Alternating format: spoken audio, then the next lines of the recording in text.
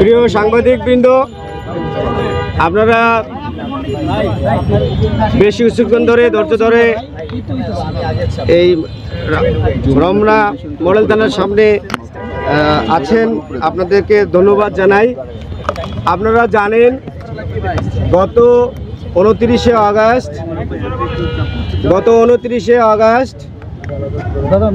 জাতীয় পার্টির অফিসের সামনে মেইন রোডে আমাদের গণ অধিকার পরিষদের একটি বিক্ষোভ মিছিল, যে মিছিলটি গণ অধিকার পরিষদের কেন্দ্রীয় কার্যালয়ের নিচে আলরাজি কমপ্লেক্সের সম্মুখে শুরু হয়, সেটি পুরানা পল্টন মোড়ে ঘুরে যখন মিছিলটি নাইটিঙ্গেল মোড়ের দিকে আসছিল পানির ট্যাঙ্কি পার হয়ে, তখন ঠিক জাতীয় পার্টির অফিস সংলগ্ন মেইন রোডে যখন আসে, তখন জাতীয় পার্টির অফিসের সামনে ওত পেতে থাকা নেতাকর্মীদের আক্রমণে আমাদের মিছিলের পিছন থেকে আক্রমণ করা হয়।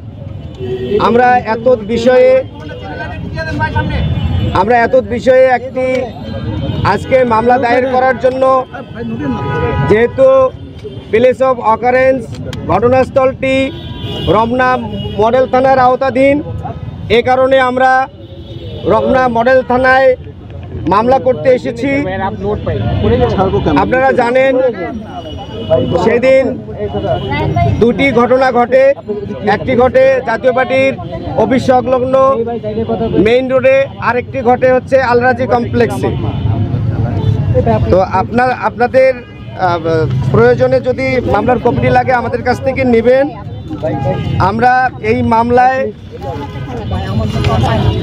মোট আসামি করেছি হচ্ছে 1 নম্বর আসামি জিএম কাদের, জাতীয় পার্টির চেয়ারম্যান।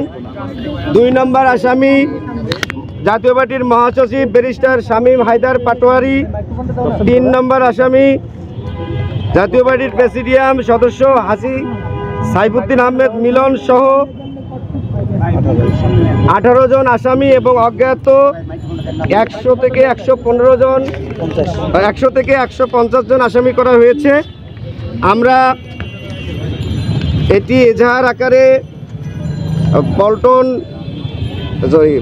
রমনা মডেল থানার ওসি সাহেবের কাছে আমরা দিয়েছি।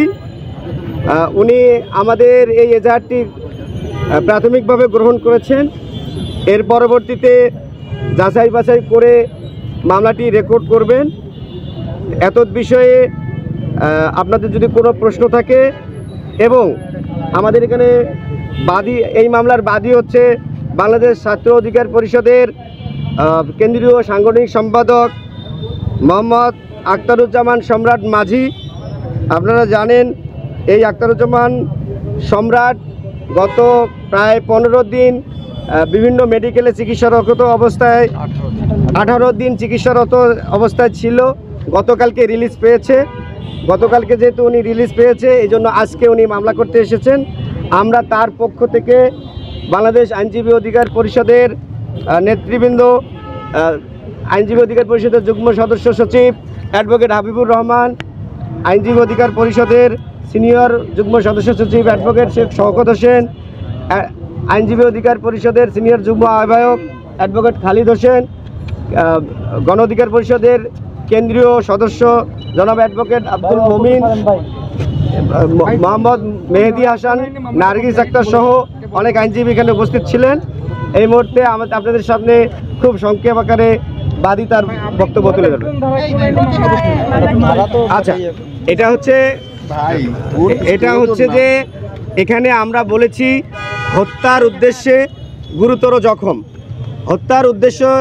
গুরুতর জখমের ক্ষেত্রে হত্যার উদ্দেশ্যটা বাংলাদেশ দণ্ডবিধির 307 ধারা কভার করে, এবং যেটা গুরুতর জখম, আপনারা জানেন যে আমাদের বাদীর ডাইন হাতের কবজির নিচে 5টি সেলাই পড়েছে, এবং তার পায়ুপথ পেশাবের রাস্তা দিয়ে ব্লাড এসেছে। সে গুরুতর আহত, এবং তাকে এখন পিঠে অনেক আঘাতের কারণে ফিজিওথেরাপি নেওয়া হচ্ছে। সেক্ষেত্রে গুরুতর জখম হিসেবে 326 দণ্ডবিধি 326 কভার করবে। এখন এই বিষয়ে কথা বলবে আখতারুজ্জামান সম্রাট। বলো। ছাত্র অধিকার পরিষদের কেন্দ্রীয় সাংগঠনিক সম্পাদক। প্রিয় সাংবাদিকবৃন্দ, 29শে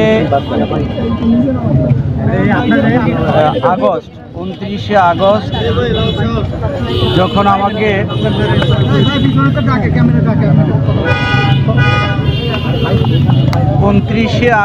যখন আমাকে জাতীয় পার্টি অফিসের সংলগ্ন মেন রোডে তখন আমি স্লোগান দিতেছিলাম পিছনের সিরিয়াল থেকে আমাদের মিছিলের। হঠাৎ করে পিছন থেকে প্রায় 20 থেকে 30 জন জাতীয় পার্টির নেতাকর্মীরা আমাকে এলোপাথারি আঘাত করে। আমার মাথায় ব্লাড জমে গিয়েছিল, ডাক্তারেরা ট্রিটমেন্ট চলমান রাখছে। সেই আঘাতে আমার কিডনিতে ইনফেকশন হয়েছে, কিডনি ট্রিটমেন্ট চলছে। প্রস্রাবের রাস্তা দিয়ে ব্লাড গিয়েছে, তাও ট্রিটমেন্ট চলছে। পায়খানার রাস্তা দিয়েও ব্লাড গিয়েছে, তাও ট্রিটমেন্ট চলছে। আমার হাতে এক পর্যায়ে পিটাইতে পড়ায় অনেকটা কেটে ফেলছে ডাইন হাত, সেখানে 5টা সেলাই লেগেছে, আর বুকের 2টা হাড় নড়ে গিয়েছে। তা আমি 29শে আগস্ট প্রাথমিক চিকিৎসা নিয়েছিলাম কাকরাইল ইসলামী হাসপাতাল। ঝুঁকিপূর্ণ কারণে সেখান থেকে ঢাকা মেডিকেল আমাকে রেফার করে। ঢাকা মেডিকেলে চিকিৎসা দেওয়ার পর যখন আইসিইউ না থাকার কারণে আমাকে গণস্বাস্থ্য হাসপাতালে রাত্রে 2টার মধ্যে পাঠিয়ে দেওয়া হয়। গণস্বাস্থ্য হাসপাতাল থেকে আবার উন্নত চিকিৎসার জন্য ঢাকা মেডিকেলে 4 তারিখে আনা হয়। আমি 4 তারিখে আসার পর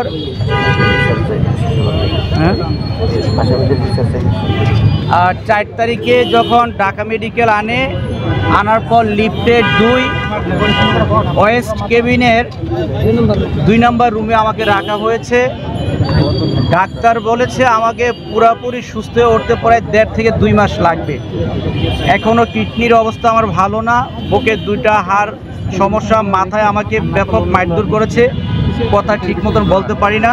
তা আমি চাই যে আসামিরা আজকে শুধু আমাকে আঘাত করে নাই, আমার চোখের সামনে আমি দেখেছি সাংবাদিক ভাইদেরকেও রক্তাক্ত করেছে, সাংবাদিক ভাইদেরকেও পিটিয়ে মাথা থেকে রক্তাক্ত করেছে।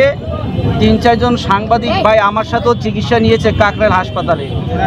যারা আমাকে হত্যার উদ্দেশ্যে 30 থেকে 40 জন যে হামলা করলো, জিএম কাদেরের নেতৃত্বে আর শামীম হায়দার নির্দেশে যারা যে আমাকে হত্যার উদ্দেশ্যে হামলা করলো, অতি দ্রুত তাদেরকে আমি গ্রেপ্তারের আওতায় এনে শাস্তি দাবি জানাচ্ছি। ধন্যবাদ।